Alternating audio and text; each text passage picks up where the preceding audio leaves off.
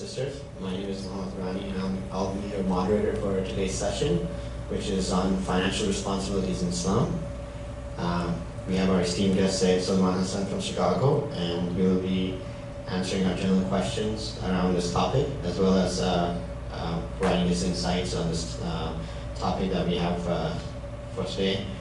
So before we begin, just want to set some ground rules. We're always open for questions. This is more of an interactive session, so please interrupt us anytime with your questions or follow-up questions that you may have. And with that, we'll get started. Syed Salman, thank you for being a guest for this past 14 days in Ramadan. I guess the first question we have is, for this topic, what are the general financial responsibilities in Islam from a perspective of Muslim? If you can give us a few opening remarks on this topic. Bismillahirrahmanirrahim. Assalamu alaikum wa rahmatullahi wa barakatuh. I apologize that we're getting off to a little bit of a late start today, but hopefully we'll make it up by going faster through various questions and topics that we want to cover. The issue of financial responsibilities in Islam is one that is a frequent area of concern and questions for many different people.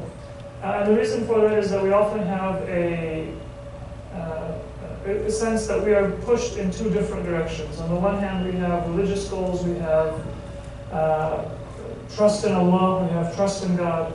And on the other side, we have a sense of prudence, and we have worldly goals. And for many people, it's difficult to see how they can balance the ideal of putting all your faith in God and the human desire, and even in Islam, the religious instruction to be prudent in your financial planning. The use of insurance actually was controversial in many Islamic societies, and even today in some schools of thought within Islam, because it is sometimes seen as a slight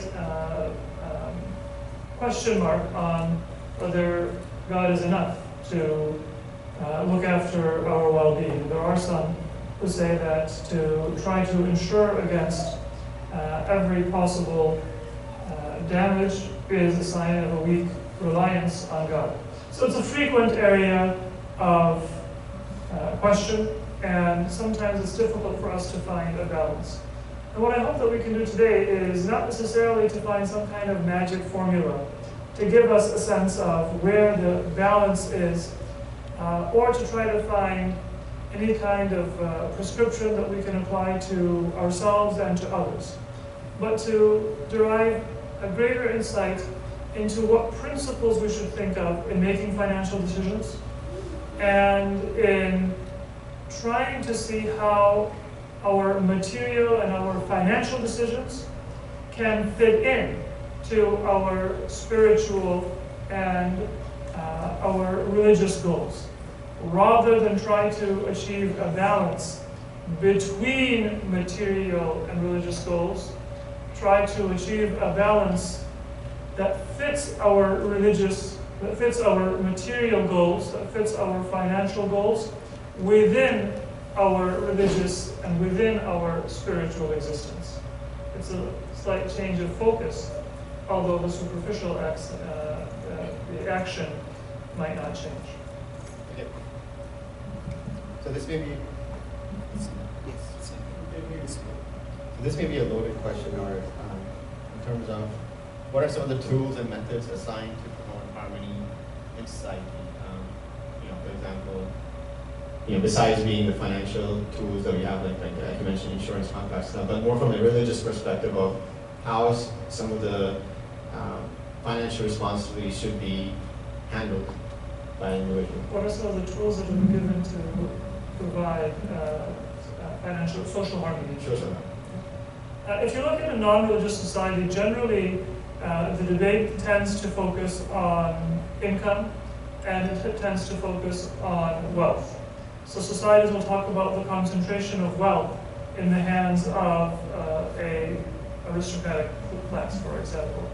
Or there is a concern with income, where, say, CEOs might have at one time had, say, in the order of several tens the income of their median worker or the lowest paid worker, and now it might be a much greater number, whatever the numbers are, maybe 200 or 300 times the income of their lowest paid worker.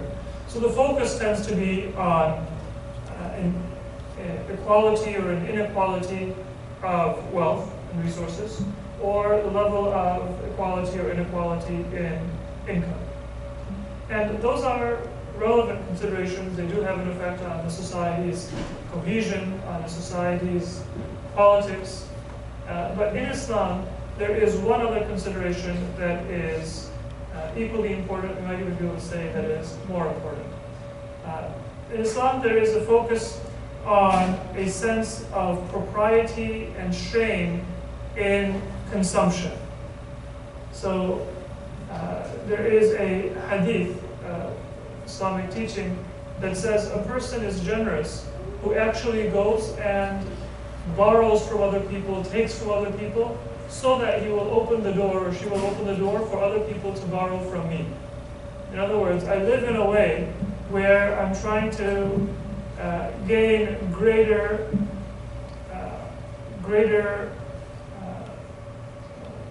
closeness to other people. And that closeness sometimes comes if I'm wealthy. Right? People might be embarrassed to ask me for a loan. They might be hesitant to approach me. They might not know if I will help them. And so Islam says that go and you open the door. Show them that it's not going to be a problem. In the Quran, we have a verse that says, وَأَمَّا بِنِعْمَةِ رَبِّكَ فَحَدِّثْ. If God gives you a favor or a blessing, then talk about it. Now, generally, that's not something that we would imagine is a spiritual thing to do about favor that God has given us.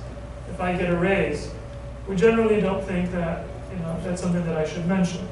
Now, in the commentary of this verse of the Quran, it is mentioned that the greatest favors that God will have given you are not going to be material favors. If God gives you a favor, the most important thing that you would remember, and that you would thank Him for, and that you would mention to others is spiritual favors, knowledge, insight. And so when I gain knowledge, then I shouldn't keep it to myself. This is a secret investment that I'm not going to tell anybody. This is a life hack that I'm not going to tell anybody. It might be spiritual, it might be intellectual. Share it. But then, in commentaries of the Quran, we're also told that it does apply to material bounties as well. And in one hadith, we are told that when God gives somebody wealth, God likes to see that wealth reflected in the way that a person lives. He doesn't like a person to live like a miser. He doesn't like it when a person lives at the very bottom of what they possibly could live by. Now, what would the wisdom of that be? The wisdom of that would be that it allows us to be able to optimize our utilization of those resources for the benefit of others. If I hide something, then I'm basically thinking of it as mine. And it might even be a spiritually undesirable state, as if I'm embarrassed that God gave me something, as if God has played favorites or He was being unfair. So I should use the blessings that God has given me. I should not hesitate to tell others about it, and then naturally that will open up expectations. My brother might come to me and say, so I heard you got a raise. Can you give me a loan? And I should welcome that, rather than hide it, rather than keep it to myself. Let it be known, and then live up to the social, family expectations that will come when people have that knowledge. And so it's a little bit different model of life. It's not to say that talking about income inequality is not good. It's not to say that talking about concentration of wealth is not an important social, political, and economic topic. It's important. But this is the spiritual element which Islam considers to be just as important. And that is what is a sense of community, a sense of belonging, and a sense of closeness to personal and to family relations. I shouldn't just be trying to get ahead financially for myself, or at most for my kids, but also for an extended family, for my friends, for the broader community as well. So besides, so we can say the focus is not just on the superficial assets, but it's on the optimal use of those assets for spiritual purposes. Reducing inequality can be an important tool, but it's not an end in itself. So besides, I guess, inequality, from the perspective of tools that are available to promote harmony, whether it's khums, zakat, sadaqah, can you comment on some of these tools? We have several forms of obligatory, you can say, financial resources that Muslims are required to bear in mind. One is, before I actually answer the specifics, let me just make one broader point. The Quran uses the word zakat, right? The word zakat is a technical term in Islamic law for one particular form of financial obligation. But it's a technical term in the Quran that is paired with prayer. So the Quran says that the obligation of a Muslim is aqimus salat, pray, wa atu zakat, and give zakat. And that pairing is not in the technical term that we use in fiqh, which I'll talk about in a moment. It's in a more general sense. The literal meaning of the word zakat is purification. And so the philosophical concept, which is rooted in the term that the Quran chose for this financial obligation, the philosophical concept is that when we give, we purify ourselves and we purify what remains. What remains for us is blessed, and our soul becomes pure. And it comes with prayer, because it's not a financial obligation like a tax, it's a spiritual obligation in the financial sphere. So what are some of those obligations? One is khums. Khums is 1/5 of a person's savings. So it's more on the income side than on the wealth side or the asset side. It will only be paid once. Right? So if my savings are converted into an investment or wealth, I won't pay khums repeatedly. I'll only pay it on the savings when the savings are, when the income is earned. Another is zakat, and zakat is a tax on wealth. So it's an obligation that comes on our wealth. This is the technical meaning of zakat. And it's a percentage of certain forms of assets, not all forms of assets that are mentioned in books of law. And then there is one form of zakat which is basically a poll tax, and that is at the end of the month of fasting, and that's called zakat al-fitr. And that is for the head of every household to pay a certain amount of food or the equivalent cost of food for every one of his or her dependents. Family members, it might be guests, household assistants, any dependent that a person has will be, the head of household will be liable to pay the zakat al-fitra for that person.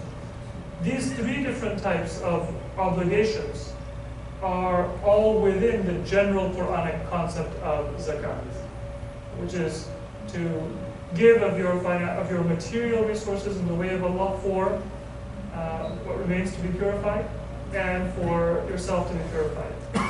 Then there are other forms of financial obligations. Islam does not have a concept of indulgences, in the sense that commit a sin and then pay a church and you'll get forgiven for your sin.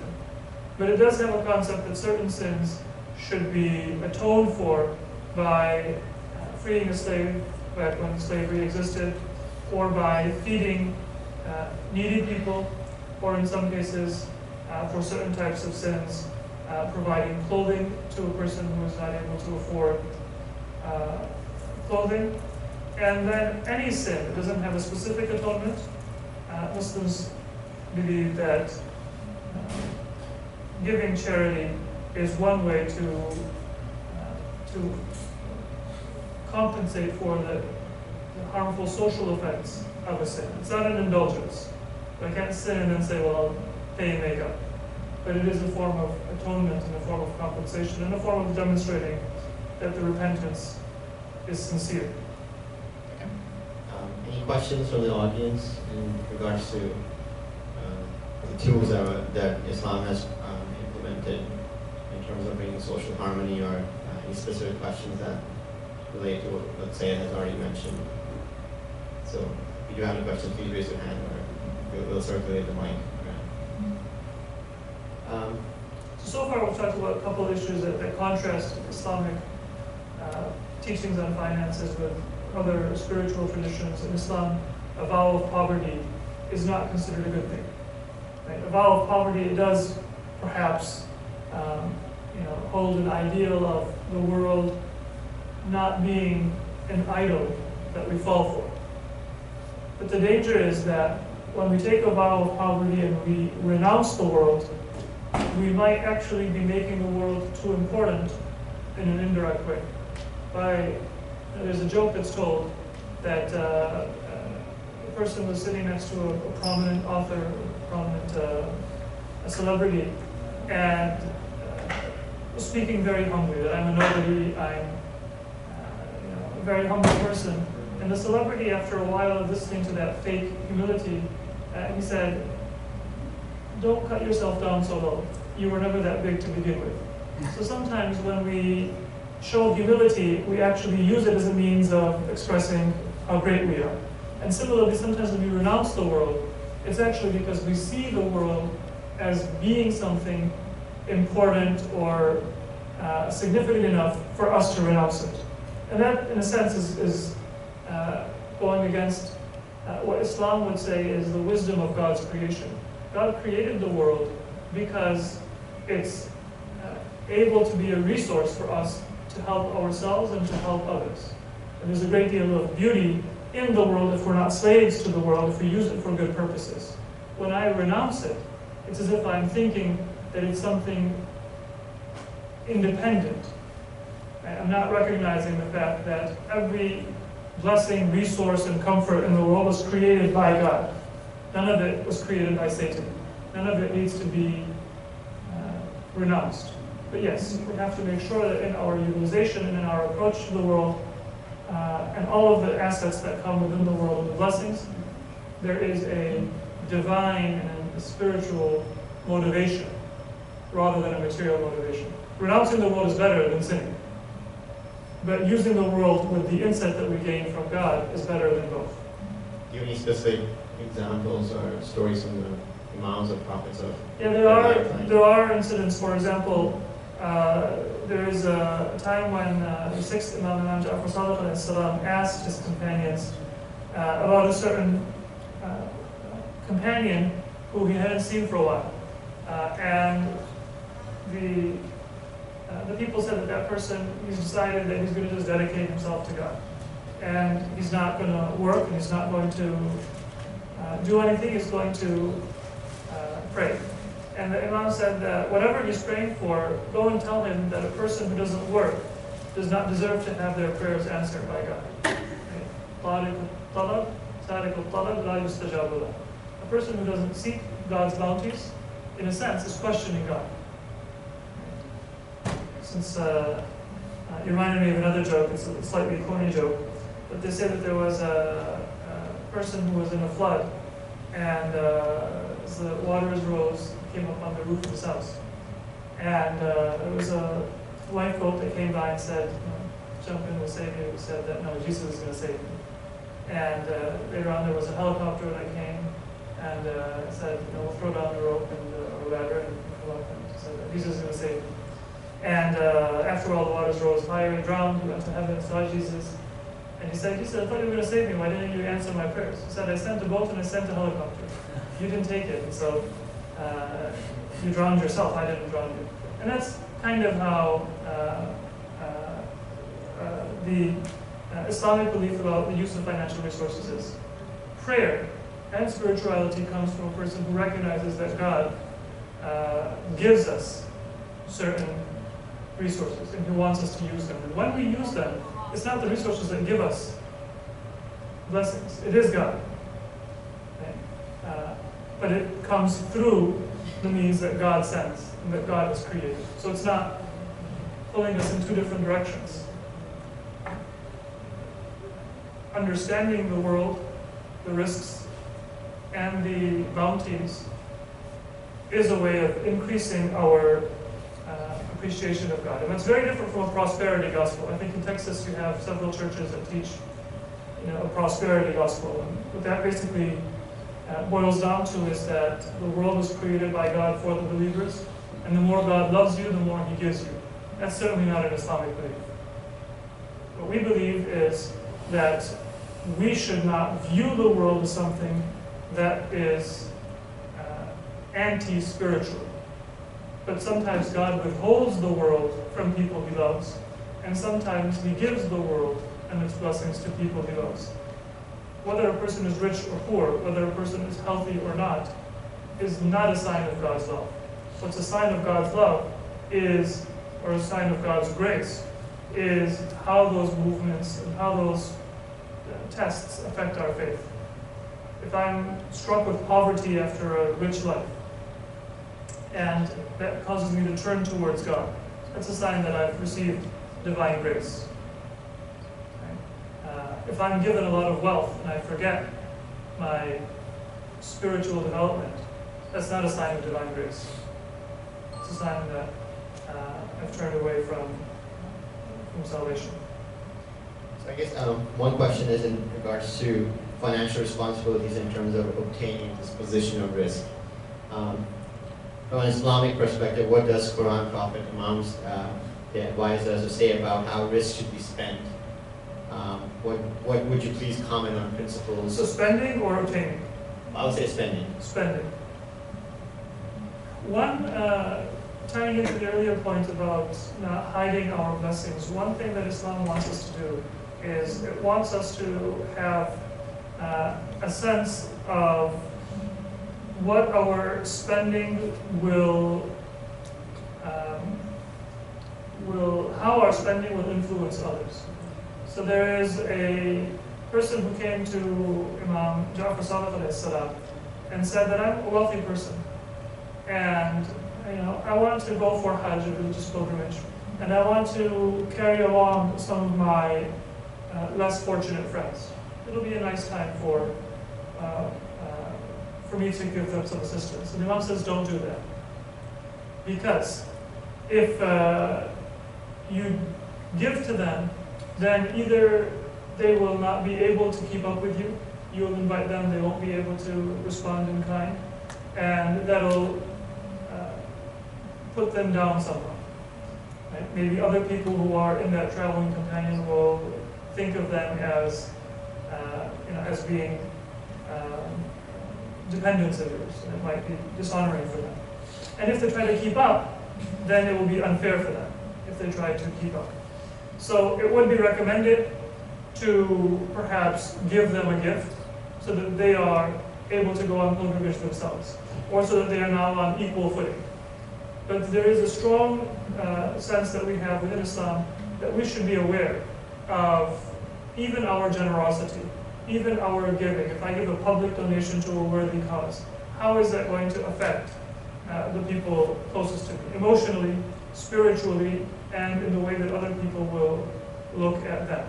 And so the Quran and the teachings of Ahlul Bayt, they focus on that area very strongly. That's just one example. It might not be generalizable to all conditions. It doesn't mean that a wealthy person should not show kindness towards a person less fortunate. It just means that when you do so, you should do so in a very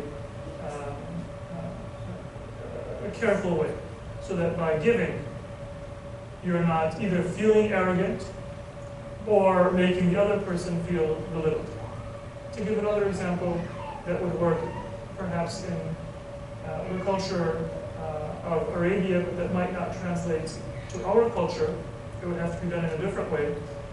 When the fourth Imam al-Abidin used to give charity to some people who would, especially to beggars, he wouldn't look at them in the face. So he would sometimes look away and he would say, why don't you take this pouch of money, for example. And people would ask, why is that the case? He said that if I were to look at the person, then I would see vulnerability. I would see embarrassment. When our eyes would meet, that person would be embarrassed for a moment. And so I didn't want to feel arrogant, and I didn't want that person to feel embarrassed, and so I didn't make eye contact. Now in that culture, that was one way of both showing humility and preventing the other person from being embarrassed.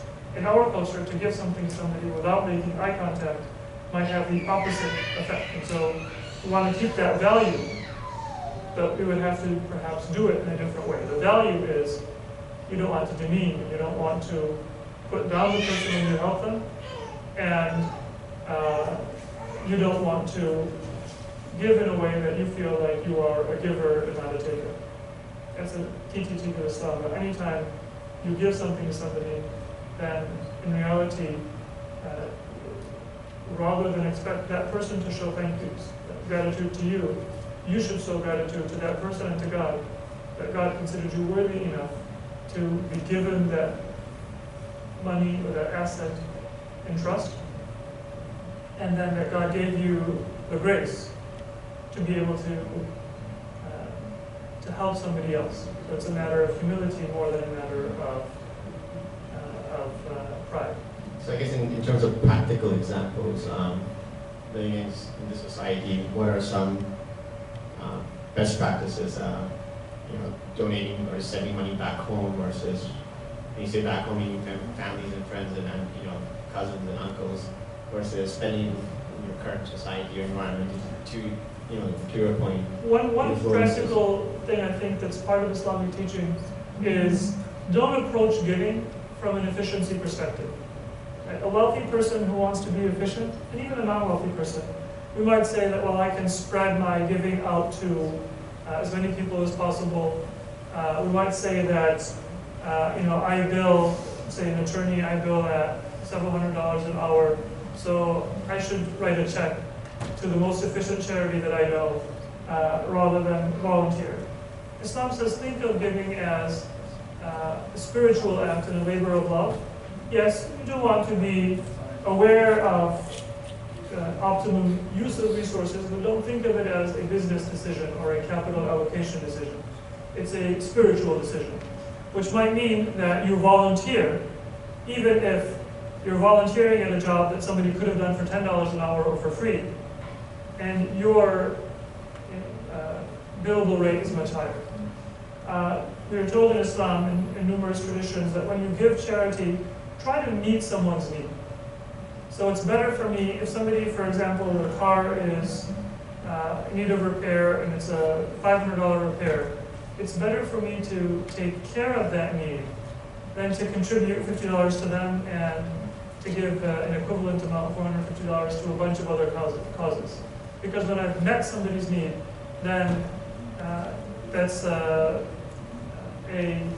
benefit that will immediately translate to a better life for them.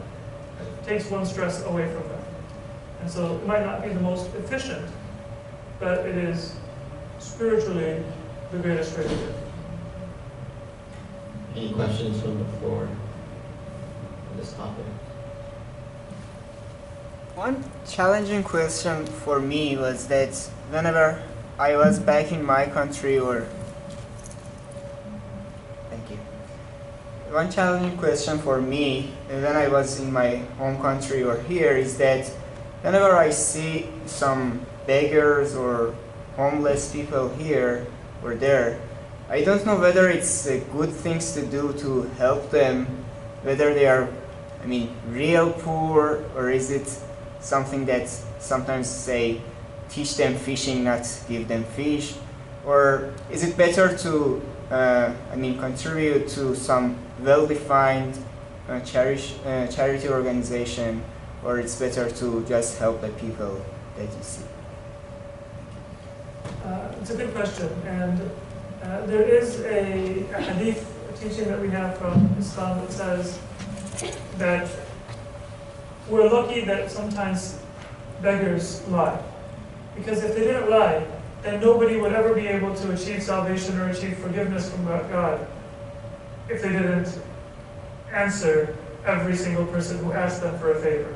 The fact that there is a possibility that some of them are not actually deserving is the one way that we can maintain some integrity of our soul if we refuse to help. Now, that doesn't mean that we should ever be cynical towards people who ask us for a favor. Two teachings that we have in Islam that can help us make that decision. One is that we are told we should never refuse a person, even if we doubt whether they are worthy of receiving that assistance. We might suspect that they're going to use it, they're going to waste it, or they'll spend it gambling, or spend it on drugs. Never refuse a person. And then what we're told in Islam is that that might mean that you give them money. It might mean that you give them something else as a gift. It might not be what they're asking for, but you're showing that you're not dehumanizing them, and you're not viewing them as an object of ridicule or an object of contempt. And we're also told in Islam that if there's nothing that you really have that you can give, or that you're comfortable giving because you're not sure how it's going to be used, then greet them with a kind word, a prayer, a smile, a kind word. That is seen as a form of charity. It's not the best form of charity, but never refuse to give even that. One thing that can be useful in that case is also to see if you can find out what the underlying need is. Generally, people will ask for money so that they can spend it on their needs. If you're able, see if you can actually give something to a person. If there is a beggar on the street and there's a restaurant nearby, you can offer that. I can't give you money, but I can buy you a coffee if you'd like. I can buy you a breakfast if you'd like. And if that's something that you're able to do, some of them, who generally are not actually in any need, they will refuse, and they might even be angry. But there are times when people will say, thank you, and it will actually be of some benefit to them. And if we're looking in a more general sense, it is good for us to try to give the majority of our giving in ways that we are able to achieve confidence that it will get to a needy cause. And so, rather than doing things spur of the moment, if we can find out where are some institutions that are doing good work, to answer also your earlier question, which is related, there is an emphasis in Islam on doing good work in your own locality and in your own city. Now, there's always going to be a place that's in greater need. It might be a natural disaster, there might be a place of extreme poverty, and if there's a place of extreme poverty, a famine, an earthquake, then we should give something there. But we should not be the type of people who give all of our charity to the place where there is the greatest need. When let's say for example that I have a child, to take an extreme example, right? And I say, does my child really deserve another fancy computer game, video game? That $50, that $100 could be better spent on somebody who is suffering. In general, that's true. But there is a point at which not giving to my child might damage their relationship. It might have a backlash. And then that child is going to come to a point where they might be turned off to my giving. And in the grand scheme of things, the entire lifetime of my child, which is more important? To raise a child who has a good income, spends on themselves, but also values giving, or to raise somebody who is turned off by the excessive charity or giving of their parent. And we see that in our communities where parents are very generous, but they forgot the human aspect. Right? They're only looking at the superficial aspect. Where can I give this money to be the most useful? $50 is not going to do much for my child, but it'll do a lot for someone who's starving. There comes a point when that logic is not valid. In general, yes, it is a valid point, it is a good thing to give to those who are more needy. But there comes a point when giving to my own city, giving to a charity in my locality, even if it's not the person who is the most needy in the world, brings a sense of community and a relationship. Or in the case of my children, or in the case of family members, it brings families closer. And that's the hadith of the Prophet of Islam. He did actually say to a person who came to him and said that I have this prime piece of real estate, I want to give it in charity, what can I do? And the Prophet said, why don't you see, first of all, if you have any relatives who could use it. Give it to them, they can build a house, they can use it for their own benefit. The relatives of that person, he was a chief or wealthy member of the community in Medina. His relatives probably were not the most poor in the city, but they were close to him. And that closeness means that he had a greater responsibility to them. By keeping those relationships close, he's allowing them to interact in a favorable way, in a close way.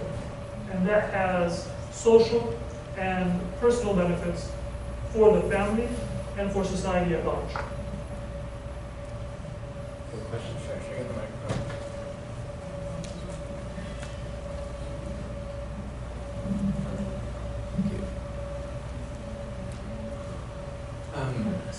My question is about the degree of our responsibility when it comes to the way in which our money is spent. So sometimes we give money to other people, organizations, I think mainly in the case of taxes. We give a good chunk of our earnings to the US federal government or to other agencies. And sometimes agencies, organizations don't always do ethically correct things. Oftentimes we don't find out about what they've done too long after it's happened.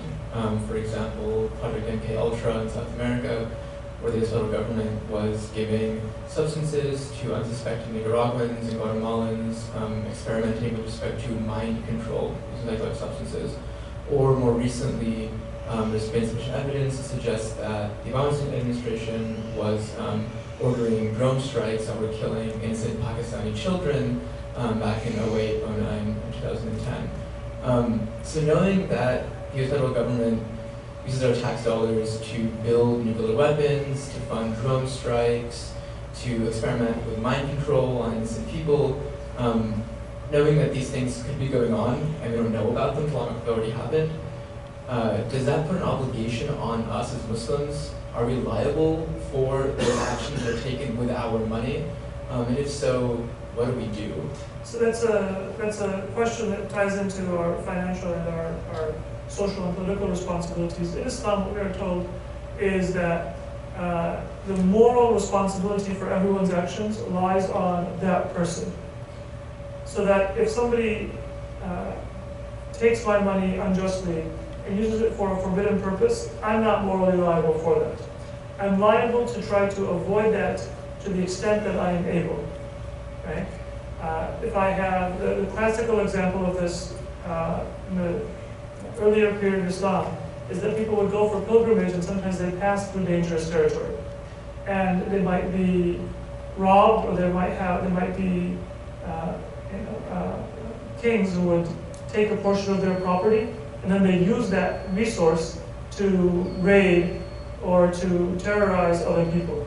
And so the question comes in, should I still go on the pilgrimage or not? If I can choose another path, then I have to try to choose a path that allows me to avoid that harm.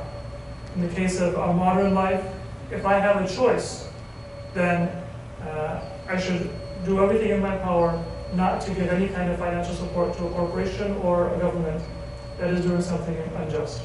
But if I don't have a choice, if it's a matter of taxes that I have to pay, then the moral agency for the criminal activity lies on the person who makes the decision to do that crime. What we do have a responsibility to do is, as a society and as a collective, to try to prevent our governments and our representatives from being able to make those kinds of choices. So the responsibility is a bit more difficult. It's easier for us to say that, well, I'm just going to make a statement, I'll protest, or I will engage in civil disobedience. Sometimes it's the easy choice. Civil disobedience is one means of putting pressure on the government. Sometimes refusing to pay taxes is a means of putting pressure on the government. But the starting point should not be that it's immoral for me to pay my taxes. Every society needs taxes in order to be able to provide services to its people. And the decision should be made not in a simplistic way, but on a more global level and on a strategic level. What is the best way that I can exercise the amount of pressure that I can exercise to affect positive change in society? If we look at it in that way, sometimes civil disobedience is the right course of action because of blatantly unjust law. Sometimes, perhaps even withholding just taxes would be justified. But largely speaking, right, unless there's an audience that is going to be able to make a moral judgment, then those decisions might just result in harm to me and no net benefit to society. And so we have to think of other means of awareness campaigns and social and political awareness. I don't know how much time we have. If you want to take more questions? Any questions from the sister side? Sure. We have one. You can take the mic if you'd like.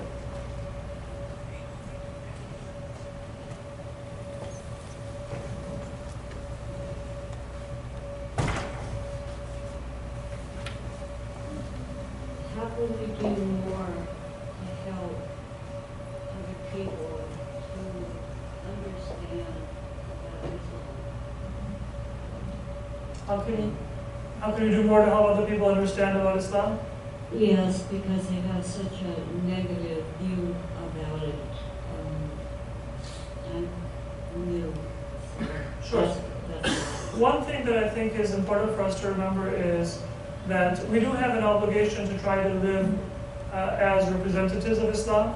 In this country, a lot of times we find that when there is prejudice against a religious group or ethnic group, the natural response that people will have, and sometimes in defending that group, is to say, judge people as individuals. So for example, if an African American commits a crime, then many bigots will say that that reflects on the African American community. Where are the black leaders to deal with that? And our response generally tends to be in society that no, the African American is just as much an individual as a Caucasian. From an Islamic perspective, that answer is not enough. Individual responsibility is important and it's there, but in Islam, there is a recognition that organically identities do form beyond the individual. And we as Muslims do believe that I should have a sense of responsibility for my family members and for my relatives, looking out for them and preventing them from falling into crime or into a bad life. And that our communities do have a collective responsibility. When people come to this mosque or to any other community or religious center, they acquire a part of their values and identity from that center. And therefore, it does have a collective responsibility. And if it's giving a bad message, it bears collective blame for the evil of that message. So to answer your question, I think one thing that we should do is we should try to better fulfill our collective obligation to respond to misconceptions about Islam, to live as model Muslims, and to try to look out for Muslims who may be setting a bad example and change their behavior. And finally, I would say we shouldn't worry too much about the image of Islam. The image of Islam, or the image of our racial group, or the image of our ethnic group, is something that is not entirely in our control, and therefore it shouldn't be our concern. We do our part, and then if people have a bad image of Islam, over time, if we continue to do our part, it'll change. So sometimes it becomes frustrating when we see incidents of bigotry, but it's not something that we should be too concerned about. Do we have One last question. Sure.